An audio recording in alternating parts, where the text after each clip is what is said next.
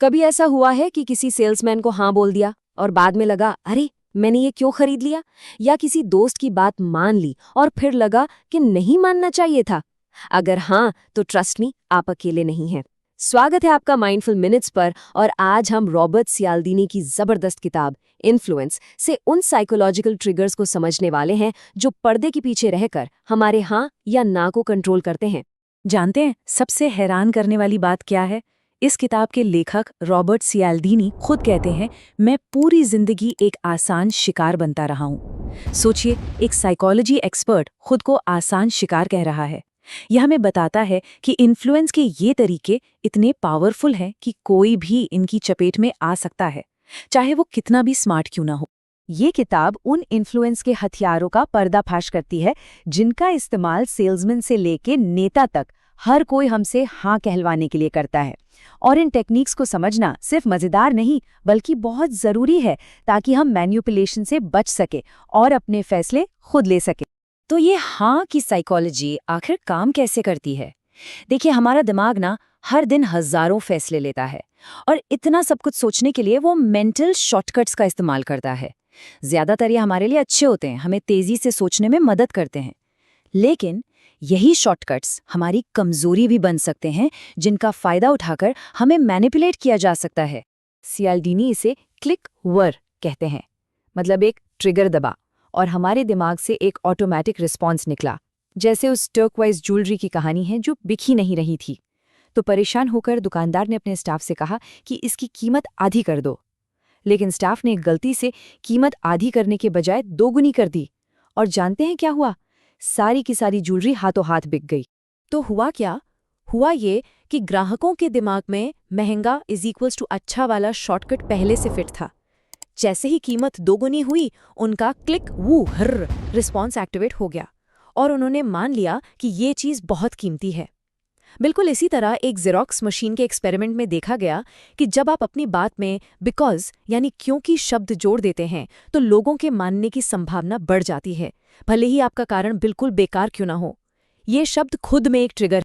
तो चलिए अब इन्फ्लुएंस के उन 6 मेन हथियारों को समझते हैं जो सियाल्दीनी ने अपनी किताब में बताए हैं। इन्हें जानने के बाद आप अपने आसपास की दुनिया को एक बिल्कुल नए नजरिए से देखने लगेंगे। पहला और शायद सबसे पावरफुल हथियार है रेसिप्रोसिटी, यानी लेन देन का नियम।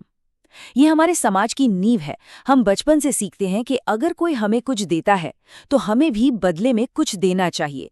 ये एहसान चुकाने की एक बहुत गहरी ऐसी फीलिंग है जिसे कंट्रोल करना बहुत मुश्किल है। प्रोफेसर रेगन का एक क्लासिक एक्सपेरिमेंट इसे बिल्कुल साफ कर देता है। जब एक इंसान ने दूसरे को बिना मांगे एक कोक पिलाई, तो बाद में उस दूसरे इंसान ने उससे 2 गुने ज्यादा रैफल टिकट्स खरीदे। और कमाल की बात तो यह है कि कोक का एहसान इतना भारी पड़ गया कि लोगों ने उस इंसान से भी टिकट खरीद लिए जिसे वो पसंद तक नहीं करते थे। अब बात करते हैं हमारे दूसरे साइकोलॉजिकल ट्रिगर की, कमिटमेंट एंड कंसिस्टेंसी। ये हमारी वो जिद्दी आदत है कि एक बार जब हम कोई फैसला ले लेते हैं या कोई बात कह देते हैं तो हम उस पर टिके रहना चाहते हैं। हम दुनिया को दिखाना चाहते हैं कि हम अपने शब्दों के पक्के हैं। इसका सबसे क्लासिक उदाहरण है foot in the door technique. एक एक्सपेरिमेंट में जिन लोगों ने पहले एक छोटी सी पिटिशन पर साइन करके सेफ ड्राइविंग के लिए अपना कमिटमेंट दिखाया, वो बाद में अपने लॉन में उसी संदेश वाला एक बहुत बड़ा और भद्दा बोर्ड लगाने के लिए भी तैयार हो गए। सोचिए, एक छोटे से हाँ ने एक बहुत बड़े हाँ का रास्ता खोल दिया। ये एक चौंकाने वाला सच है कि हम में से 95% लोग नेचुरली नकलची होते हैं, इमिटेटर्स होते हैं, और सिर्फ 5% ही पहल करने वाले यानी इनिशिएटर्स होते हैं। और इसी सच से जन्म लेता है हमारा तीसरा हथियार, सोशल प्रूफ। जब हम कंफ्यूज्ड होते हैं कि क्या करें तो हम दूसरों को देखने लगते हैं। हम ये मान लेते हैं कि अगर ज्यादातर लोग कोई काम कर रहे हैं तो वही सही होगा।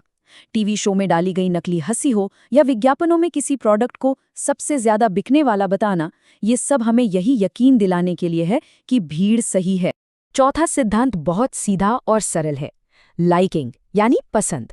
हम उन लोगों की बात आसानी से मान लेते हैं जिन्हें हम जानते हैं और पसंद करते हैं।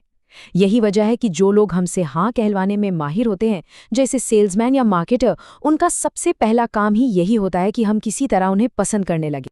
और मजे की बात यह है कि किसी को पसंद करवाने के कुछ तयशुदा तरीके हैं। जैसे सिमिलैरिटी, हम अपने जैसे लोगों को पसंद करते हैं। कॉम्प्लीमेंट्स, हमें तो झूठी तारीफ भी अच्छी लगती है। फेमिलियरिटी, जानी पहचानी चीजें हमें सेफ महसूस कराती हैं। और एसोसिएशन, किसी पॉजिटिव चीज के साथ जुड़ जाना। दुनिया के सबसे महान कार सेल्समैन जो जिरार्ड बस अपने ग्राहकों को हर महीने एक कार्ड भेजते थे जिस पर सिर्फ इतना लिखा होता था, आई लाइक यू। और यकीन मानिए, ये काम करता था। अगला हथियार है अथॉरिटी। हमारे अंदर बचपन से ही अथॉरिटी फिगर्स जैसे माता पिता, टीचर्स, डॉक्टर्स की बात मानने की आदत डाली जाती है। हम सीखते हैं कि उनकी बात मानना सही है और न मानना गलत। लेकिन यहाँ एक खतरनाक बात है, हम अक्सर असली अथॉरिटी से ज्यादा उसके सिंबल से, उसके निशान से प्रभावित होते हैं। किसी का टाइटल, डॉक्टर का सफेद कोट, पुलिस की यूनिफॉर्म या एक महंगी कार, ये चीजें देखते ही हमारा दिमाग सवाल मत करो बस मानो वाले मोड में चला जाता है। हमारी अपनी सोचने समझने की शक्ति बंद हो जाती है। और अब आते हैं छठे और आखिरी हथियार पर, जिसे आप हर रोज देखते हैं, स्कैर्सिटी, यानी किसी चीज की कमी।